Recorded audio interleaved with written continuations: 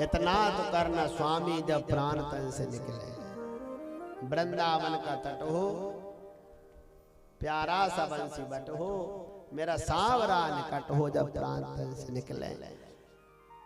भगवान से ही कहना चाहिए, प्रभु जब हमारा अंत समय हो प्रभु, हम आप हमारे सामने खड़े हो। कहते हैं सुंदर महाराज प्रार्थना की भीषम पितामह ने, और भीषम पितामह के ज्योत निकली शरीर से और जा करके महाराज भगवान में समाहित हो गए।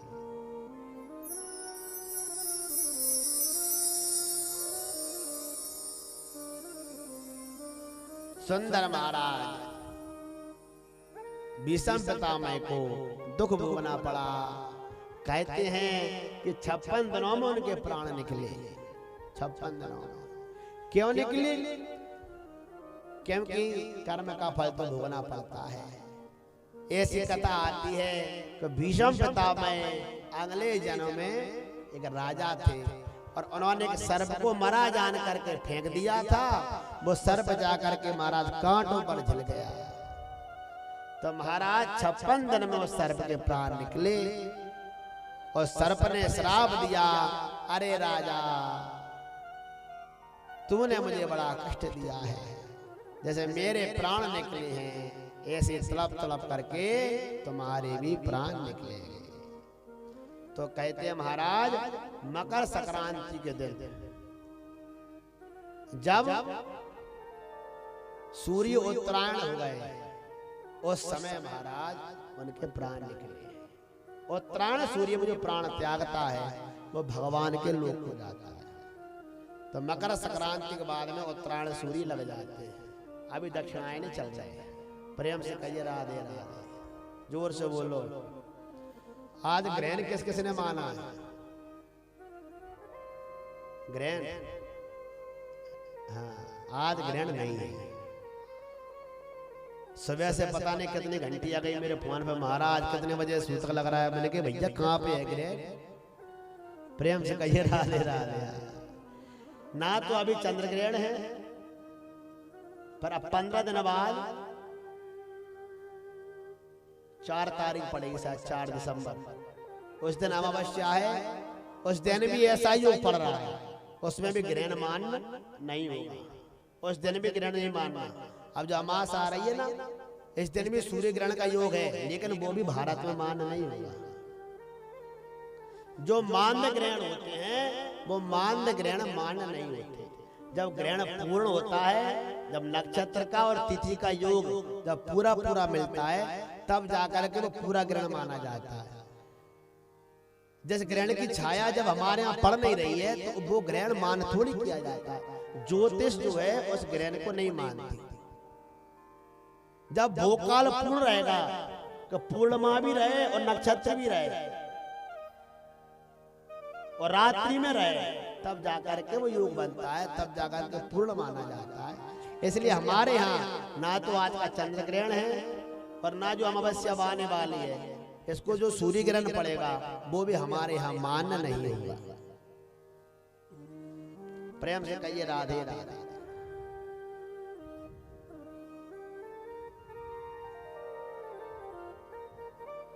भगवान ने भीषम पितामह का उद्धार किया और इसके बाद महाराज सुंदर परीक्षित महाराज का जन्म हुआ है।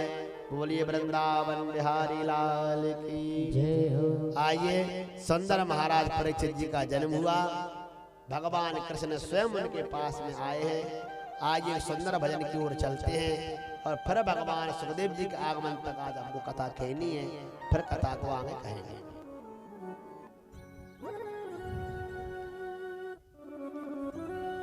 कृष्णाय वासुदेवाय हरये परमात्मने प्रणत क्लेशनाशाय गोविंदाय नमो नमः। आइए सभी ताली बजाते हैं प्रेम के साथ में, सभी ताली बजाते हुए।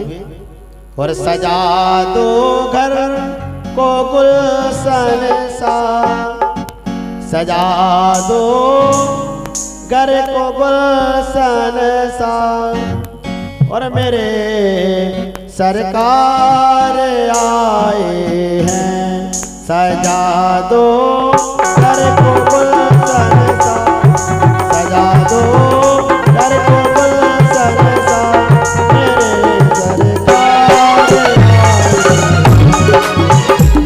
जो गई सजा दो गई मेरे सरकार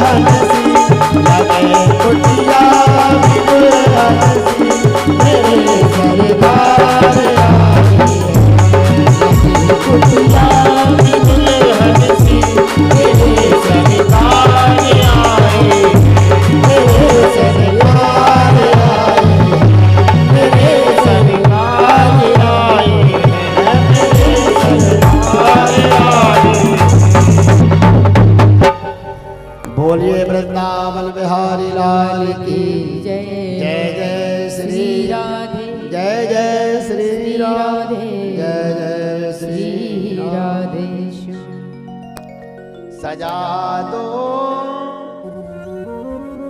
घर को गुलशन सा और मेरे सरकार आए हैं। कहते हैं महाराज परीक्षित जी का बड़ा सुंदर जन्म हुआ और परीक्षित जी का जब जन्म हुआ सबने बड़ा आनंद मनाया, बोले भगवान के भक्त जन्मे हैं। भगवान भी सुंदर बधाई लेकर के परीक्षित को देने के लिए आए। मेरे प्रिय भाई बहन, इधर क्या हुआ, समय बहुत जल्दी बीतता चला जाता है। फिर भगवान द्वारका के लिए चले गए। जब भगवान द्वारका गए, अर्जुन को संग लेकर के गए। अर्जुन को संग लेकर जब द्वारका भगवान पहुंचे, समय हो गया बहुत। फिर भगवान ने मन में सोचा कि अब मेरा जाने का वक्त आ गया है कि नहीं?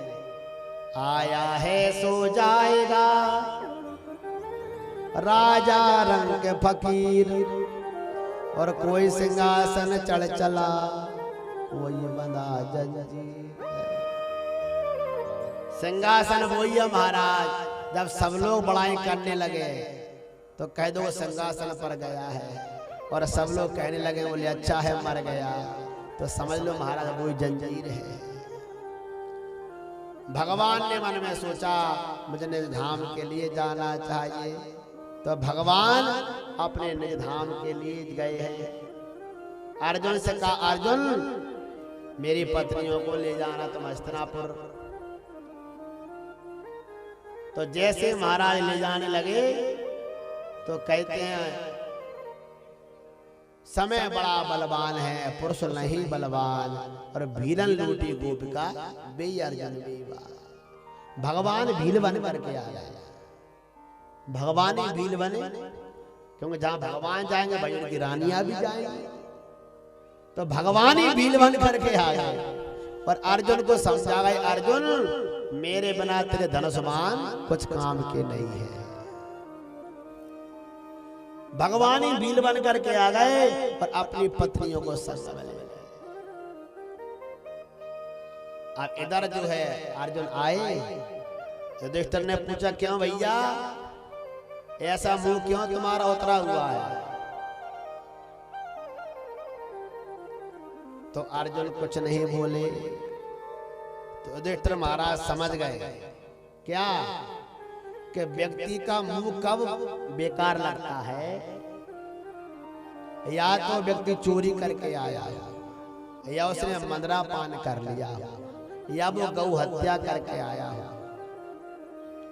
अथवा कोई पाप करके आया है, अथवा उसका कोई जो सगा मिलने वाला है, जो उसका प्रेमी है, अगर वो बिछड़ जाए तब व्यक्ति का मन उदास हो जाता है, उसका मुंह मलिन हो जाता है।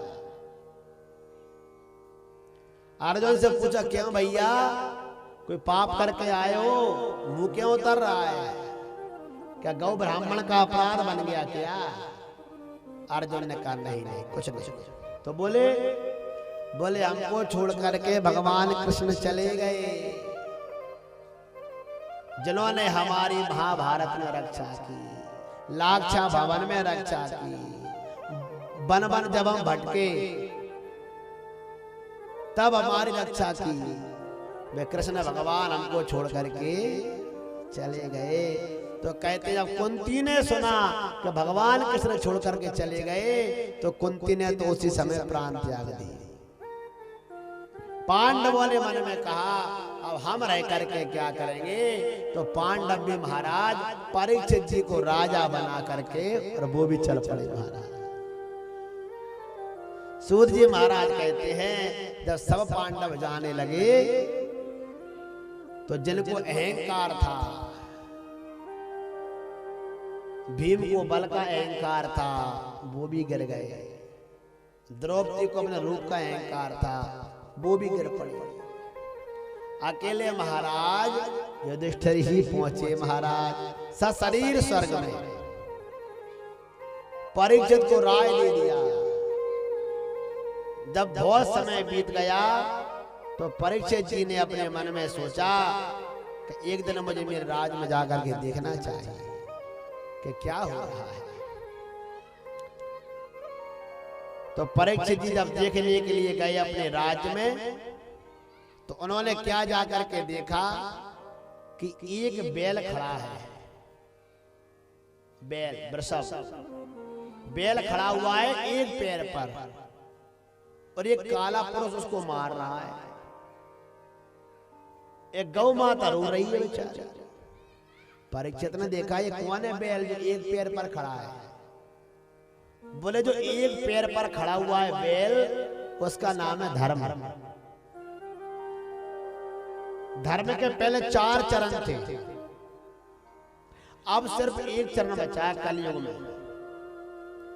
पहले 4 चरण थे, सत्य, दान, दया और पवित्रता। ना अब सत्य बचा, ना दया रही है, और ना ही महाराज पवित्रता रही। अब तो क्या बचा है? सिर्फ दान बचा है, और दान के बल पर ही महाराज धर्म टिका हुआ है। एक ही चरण बचा है, सिर्फ दान। लेकिन कलयुग उसमें भी डंडा मार रहा है। जो दान रूपी चरण है उसको भी वो तोड़ देना चाहता है। बोले लोग दान देना भी बंद कर दें, और जिस दिन लोगों ने दान देना बंद कर दिया उसी दिन धर्म पूरी तरह से समाप्त हो जाएगा।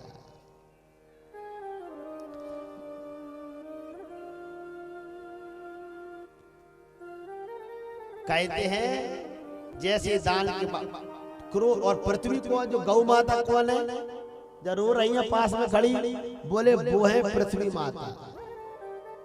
जब अत्याचार पृथ्वी पर होता है तो पृथ्वी माता को महाराज बड़ा दुख होता है।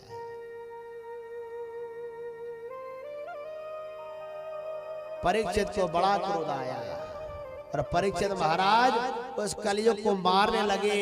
तो वो कलयुग दौड़ करके आया और उनके चरणों में गिर पड़ा।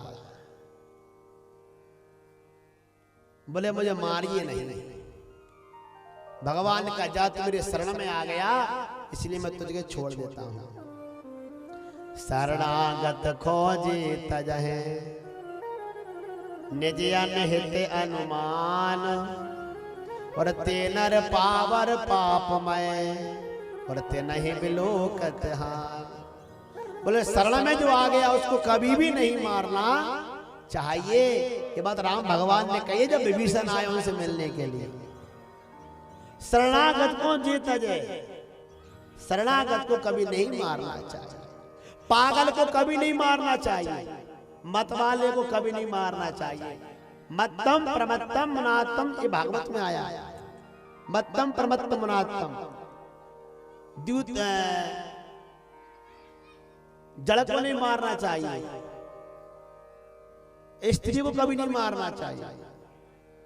एक जड़ है जो मूर्ख है उसे कभी नहीं मारना चाहिए, क्यों मूर्ख है उसे क्या मारोगे। पागल को कभी नहीं मारना चाहिए, स्त्री को कभी नहीं मारना चाहिए, जो नशा की उसे कभी नहीं मारना चाहिए, उसे तो पता ही नहीं कि मैं क्या कर रहा हूं। तो कहते हैं महाराज जब वो शरण में आ गया कलयुग, तो परीक्षित ने कहा जा तुझे मैंने छोड़ दिया, मेरे राज्य से चला जा। कलयुग ने कहा भगवान हर जगह आपका ही राज है, मुझे कहीं तो बास दीजिए। तो कहते हैं भगवान ने उसको बास दिया कि जहां पर वेश्यावृत्ति होती है वहां पर तू रहे, जहां गौ हत्या होती है वहां कलयुग तेरा वास होगा, जहां मंदरापान लोग करते हैं वहां तेरा वास होगा, जहां लोग ताश खेलते हैं जुआ खेलते हैं वहां तेरा वास होगा। कलयुग ने कहा महाराज मैं इतना बुरा भी नहीं हूं। तो बोले जाओ तेरे लिए एक अच्छी जगह देते हैं, जब स्वर्ण में तेरा वास होगा, सोने में तेरा वास होगा। और जो ही स्वर्ण की कही सो कलयुग की तो बन पर ही मारा। लेकिन कौन से सोने में जो सुंदर अच्छा सोना है उसमें कलयुग नहीं रहते। जो बेईमानी का है, पाप से कमाया है, किसी को मार कर लाए हो, उसमें गीता जी भगवान कहते हैं कि धातु नाम अस्मि कांचन। हे अर्जुन, जो धातुओं में सोना है वो मेरा रूप है। धातुओं में सोना भगवान का रूप है, लेकिन जो पाप से कमाया गया है उसमें तो कलयुगी वास करता है। तो जो परीक्षित महाराज मुकुट लगाए थे, वो मुकुट जरासंध का था। भीम जो है जरासंध को मार करके वो मुकुट लेकर आए थे, सो महाराज कलयुग उसी में ही प्रवेश कर गया। और जैसे ही कलयुग ने उसमें प्रवेश किया, एक बात आपसे और कह दे, कलयुग अगर प्रवेश करता है ना तो शादी के बाद घर में प्रवेश करता है कलयुग। जोर से बोलो राधे राधे, जोर से बोल दो। और हाँ, जब शादी हुई ना लड़कों की, सो घर में कलयुग गुस्सा था बोले अब बन पड़ी अपनी। आपको अंटा वाली कथा आती है? अंटा वाली अपन ने कहा जी बड़ा अंटा पड़ गया हमारा। तो अंटा वाली कथा कहने आपसे अच्छी भी, हंसने वाली भी और ज्ञान वाली भी है। कि दो भाई थे, दो भाई। अब दो भाई बड़े प्रेम से रहे घर में, माता पिता थे नहीं। तो बड़े भाई की शादी हो गई। जैसे बड़े भाई की शादी हुई महाराज, अब क्या हुआ कि जो बड़े भाई की पत्नी थी बहुत अच्छी थी, बढ़िया भोजन कराए महाराज, देवर को भी अपने पति को भी। अब दोनों बड़ी खेती करे, तो सुबह सुबह दोनों को एक गिलास दूध देती पीने के लिए। जैसे वो खेत से काम करके आए तो दोनों को एक एक गिलास दूध देती। लेकिन वो एक बेईमानी करती थी थोड़ी सी। क्या? देवर को देती बिना मलाई वाला दूध और पति को मलाई वाला। इतनी बेईमानी तो करनी चाहिए भाभी के नाते, प्रेम से कहिए राधे राधे। इतनी बेईमानी तो करनी चाहिए। अब क्या हुआ कि एक दिन अब दोनों आते तो गिलास दोनों को दे देती।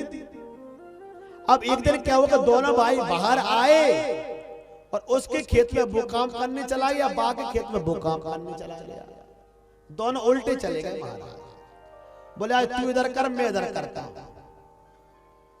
सो महाराज वो समझ रहे कि जैसे रोज जाते हैं वैसे ही गए। तो वो तो महाराज दूध वाला गिलास और एक मलाई वाला लेकर के आ गई। और उस दिन तो उसने ज्यादा मलाई और डाली महाराज, ज्यादा मलाई और मिला ली। और जैसे वो आए आ करके ले दूध, बोले जल्दी दो, तो दोनों गिलास कर दिए। अब जब गिलास किए ना तो जिधर मलाई वाला है उधर देवर खड़ा है, और जिधर महाराज बिना मलाई वाला है उधर पति खड़ा है। अब बेचारी वो कैसे दे दे? अरे पति ने कहा जल्दी दे गिलास। भाभी देवर कहता भाभी जल्दी दो ना दूध। तो भाभी ने कहा क्या मेरी तरफ देखना भैया। हाँ, तो जैसे ही महाराज उसने गिलास ले तो भाभी उसका जल्दी दो, तो भाभी ने कह दिया ले। भाभी ने कर दिया ले। और जो ही भाभी ने कही ले, सो देवर कहता भाई साहब अब तो न्यारे हो जाए। हाँ भाई साहब अब तो न्यारे हो जाए। बोले क्यों? बोले अब तो भैया अंटा पड़ गया हमारा। अब तो अंटा पड़ गया, इसी से कहते हैं अंटा। लेकिन हमारे शास्त्र कहते हैं अगर स्त्रियां चाहें, अगर पत्नियां चाहें, अगर बहुएं चाहें, तो घर में कोई अलग कभी होगा ही नहीं। कुंवारा बेटा कभी अलग नहीं होता माता पिता से, कभी भी अलग नहीं होता। वो बूढ़ा हो जाए तो भी नहीं होगा। प्रेम से कहिए राधे राधे। नहीं, यहाँ की बहुएं बहुत अच्छी हैं, यहाँ की बात नहीं है, यहाँ की बात नहीं है, बहुत दूसरे गांव की बहुओं की बात चल रही है। लेकिन कहते हैं कि जब तक परिवार इकट्ठा रहता है उसकी बात अलग होती है। जब रावण जब मर रहा था ना, तो रावण ने एक ही बात कही थी राम जी से, एक ही बात कही थी कि राम जी तुम इसलिए जीत गए कि तुम्हारा भाई तुम्हारे साथ था लक्ष्मण, तुम इसलिए जीत गए कि तुम्हारा भाई तुम्हारे साथ था, और मैं इसलिए हार गया कि मेरा भाई मेरे साथ नहीं था। प्रेम से कहिए राधे राधे। इसलिए ध्यान रखो महाराज, परिवार जब तक एकत्रित रहता है उसकी तो होड़ ही नहीं होती, लेकिन ये कलयुग है महाराज, इकट्ठा रहने नहीं देता। भागवत में सुन जाएंगे और जहीं की जहीं भागवत झरा जाएंगे और घर जा कहेंगे क्योंरी कहां गई थी। भागवत को सुनकर, इसलिए भागवत में पहले लिखा है कि भागवत को सुनिए मत, भागवत को पीजिए, भागवत को पीना चाहिए। पिबत भागवतम रसमालयम, कहीं भी नहीं लिखा कि भागवत सुनो, क्योंकि सुनोगे ना तो इस कान से सुनोगे इससे निकल जाएगी, इससे सुनोगे इससे निकल जाएगी, और पियोगे तो बोले वो तो महाराज रक्त में चली जाएगी, रोम रोम में चली जाएगी। इसलिए कहा पिबत भागवतम रसमालयम, भागवत की मंगलाचरण के तीसरे श्लोक में कही बात, मैं आपको श्लोक नंबर भी बता देता हूं। पिबत भागवत, भागवत को पीजिए, सुनिए मत, सुनोगे तो जल्दी भूल जाओ, पी लोगे ना फिर तो आनंद ही आनंद है। प्रेम से कहिए राधे राधे, जोर से बोल दो। अब मैं तुमसे धीरे इसलिए बुलवा रहा हूँ राधे राधे कि आज ठंड है नहीं है, रात में बारिश भी काफी हो गई, लेकिन पचावले में जो हमारी भागवत थी ना बहुत जोर से राधे राधे बुलवाता था। हाँ, अब कल से तुमको भी ट्रेनिंग दे दूंगा मैं, ठीक है? तो कल से गर्म पानी से कुल्ला करके आना। हम 4 घंटे से कथा बोल रहे हैं, 1 सेकंड के लिए बंद नहीं हुई, और तुमसे राधे राधे नहीं बोलती। जय बोल दो, बोलो भागवत महापुराण की जय हो, वृंदावन बिहारी लाल की जय हो, जगदम्बे भवानी की जय हो, हर हर महादेव। जय जय श्री राम, जय जय श्री राम, जय जय श्री राम। आपको मालूम है ना, हम तो टाइम पास वाली भागवत कहते हैं। कौन सी? टाइम पास का मतलब होता है मुस्कुरा करके सुनो, हंस करके सुनो, प्रसन्नता से सुनो। तो 10 मिनट की भागवत हो रहे, फिर आरती करेंगे। परीक्षित महाराज में कलयुग प्रवेश कर गया,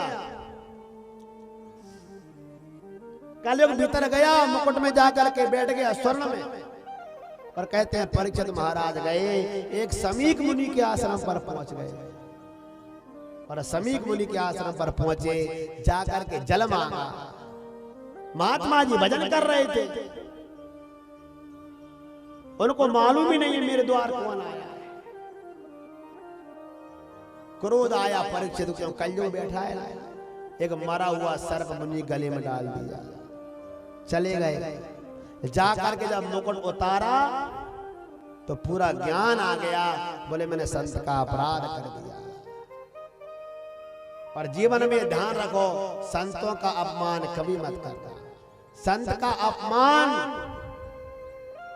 बहुत बुरा होता है, ब्राह्मण का अपमान बहुत बुरा होता है। लेकिन इधर क्या हुआ कि समीक मुनि के बेटा आए श्रृंगी ऋषि, और श्रृंगी ऋषि ने आकर के महाराज जब देखा श्राप दे दिया, बोले जिसने मेरे पिता के गले में मरा हुआ सर्प डाला है, मैं श्राप देता हूं कि आज से 7वें दिन महाराज उसको तख्त का नांग आकर के डस लेगा। तख्त का सप्तमे हनि। ऋषि को मालूम पड़ा, बोले बेटा तुमने बहुत बड़ा किया, ये श्राप क्यों दे दिया? तो समीक मुनि ने एक गौरमुख नाम के शिष्य को बुलाया, और शिष्य से कहा जाओ परीक्षित महाराज से कह देना अपनी मुक्ति का उपाय कर ले। सबको मालूम पड़ा महाराज परीक्षित जन्मेजय को गद्दी पर बैठा करके चले गए महाराज, और जा करके गंगा किनारे चले गए और गा करके बैठ गए। तो सबको मालूम पड़ा क्योंकि चक्रवर्ती सम्राट है परीक्षित महाराज। जैसा दशरथ जी का राज है ना, चक्रवर्ती दशरथ के, तो चक्रवर्ती सम्राट जैसे दशरथ थे उसी प्रकार महाराज परीक्षित भी चक्रवर्ती सम्राट थे। तो कहते हैं कि जैसी परीक्षित जाकर के बैठे सब ऋषियों को मालूम पड़ा महाराज, तो सब मुनि दौड़ दौड़ करके महाराज वहां पर आ गए। सबसे परीक्षित ने पूछा मेरी मुक्ति को उपाय बताओ, मुझे सर्प आकर के डस लेगा। तो किसी ने मुक्ति को उपाय नहीं बता पाया। तो तभी क्या हुआ कि सुखदेव जी वहां पर आ गए। तम दैत्य वर्षम सुकुमार पादा करोर बाबा सकपोल गात्रम चार्वीयताक्षो नचतुल्य कर्णा सुब्राननो कंबु सुजात कंठम निगूढ़ जगम प्रदुतुंग बक्ष और समावर्त लाभी बलिबल गुदरम चा दिगंबरम वक्र विकीर्ण केशम प्रलंब बाहुं सुमरोत्तमा भाव। सुखदेव जी महाराज आ गए और आकर के उनके शरीर को देख करके महाराज सब बड़े प्रसन्न भये और परीक्षित से कहे परीक्षित अब तेरा कल्याण हो गया, क्योंकि सुखदेव जी तेरे द्वार पर आ गए। एक बात आपसे कहें, सुखदेव जी जो है ना, ये कितनी देर रुकते थे किसी घर पर? गाय कितनी देर में लगती है? गाय अपन गैया लगाते हैं तो कितनी देर लगती है? 5 मिनट मान लो, 10 मिनट मान लीजिए। तो गोदोहन मात्रम, बोले गाय लगने में जितनी देर लगती है उतनी देर सुखदेव जी एक व्यक्ति घर रुकते थे। तो बोले सुखदेव जी ने फिर परीक्षित को भागवत कैसे सुना दी? 7 दिन परीक्षित को भागवत कैसे श्रवण करा दी? तो कहते हैं कि स्वयं कृष्ण भगवान ने उनको पहुंचाया है, सुखदेव जी। और सुखदेव जी से कृष्ण भगवान ने कहा आप जाओ, और परीक्षित को श्राप लग गया है, ये नरक नहीं जाना चाहिए, ये पांडवों के वंश का है। तो कृष्ण भगवान के कहने पर सुखदेव जी भागवत सुनाने के लिए पधारे हैं। बोलो सुखदेव जी महाराज की जय। सुखदेव जी आए, सुंदर महाराज चरण वंदना की, स्तुति की है, और सुखदेव जी महाराज कथा सुनाने बैठ गए। बड़ा सुंदर प्रश्न किया है। अतः पृच्छामि संसिद्धिं योगिनां परमं गुरुं और पुरुषस्य च यत् कार्यं और म्रियमाणस्य सर्वदा एवं वासित पृष्ठास राजास लक्षणया गिरा प्रत्यभासर धर्मज्ञो भगवान बादरायणी। परीक्षित ने प्रश्न किया है प्रभु, जिसकी शीघ्र मृत्यु होने वाली है उसे क्या करना चाहिए? यत् श्रोतव्यम अथो जप्यम यत् कर्तव्यम निर्विप्रभु स्मर्तव्यम भजनीयम वा ब्रूहि यद्वा विपर्ययम्।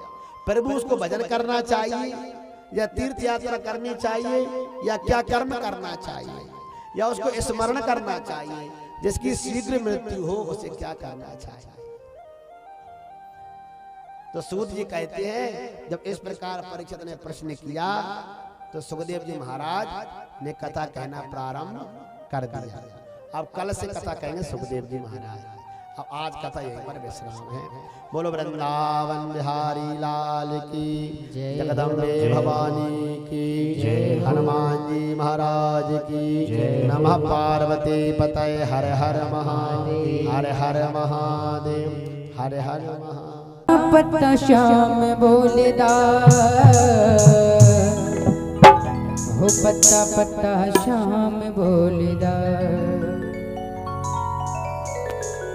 हो पत्ता पत्ता श्याम बोलेदा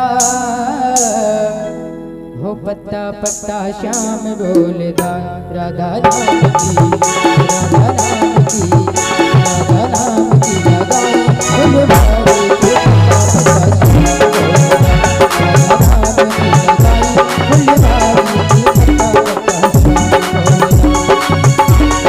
पत्ता पत्ता श्याम बोलेदा